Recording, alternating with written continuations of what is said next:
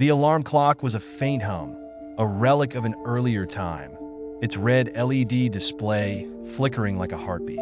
Jacob groggily reached out, fingers fumbling for the smartphone that usually buzzed him awake. He patted the nightstand, but found nothing. Ugh, where is it? He muttered, still half asleep. Then the memory hit him like a splash of cold water.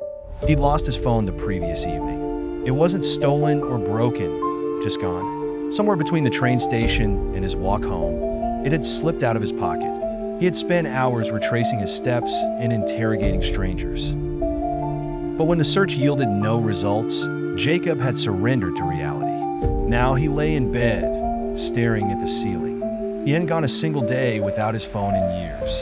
No scrolling through news feeds, no replying to texts, no GPS. Just the idea was suffocating. All right, he told himself. The first hurdle appeared when Jacob entered the kitchen. Usually, he put on a podcast while making breakfast. Without his phone, the silence was overwhelming. The only sound was the soft hiss of eggs frying in the pan and the occasional chirp of birds outside the window. He tried to ignore the gnawing emptiness. People lived like this all the time before smartphones, he said aloud, as if convincing himself.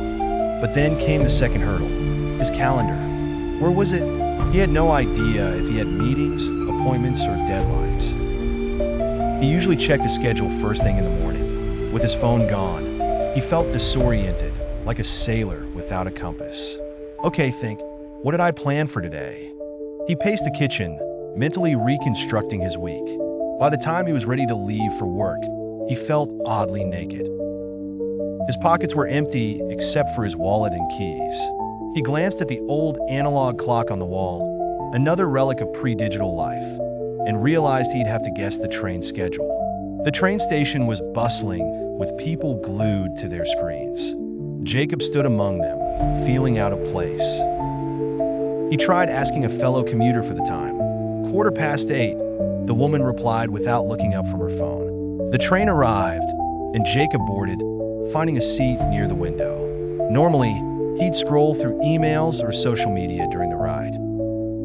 Today, he stared out the window, watching the city blur into a palette of grays and greens. It was peaceful in a way. Without the constant influx of notifications, his mind wandered freely. He noticed small details he'd overlooked for years, the graffiti on the walls, the way sunlight filtered through the trees.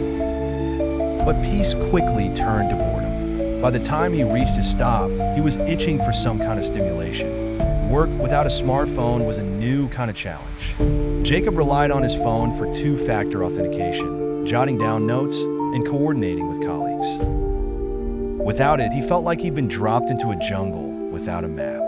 Hey, did you see the email about the 2 p.m. meeting? A coworker asked him. No, Jacob admitted. I lost my phone.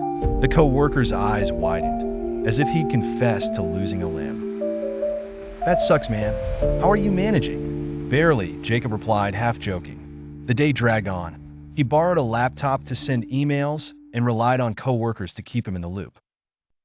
Every time someone asked, "Did you get my message?" he had to explain over and over that he was off the grid for the day. By lunch, Jacob had grown accustomed to the analog life. He sat on a park bench, eating his sandwich without distractions. For the first time in years, he wasn't multitasking. As he chewed, he noticed a group of children playing tag nearby. Their laughter echoed through the park. Jacob smiled. He hadn't realized how much he'd missed this, being present, truly present. He'd spent so much of his life chasing the next notification, the next email, the next dopamine hit, that he'd forgotten how to simply be. The walk home was quieter than usual.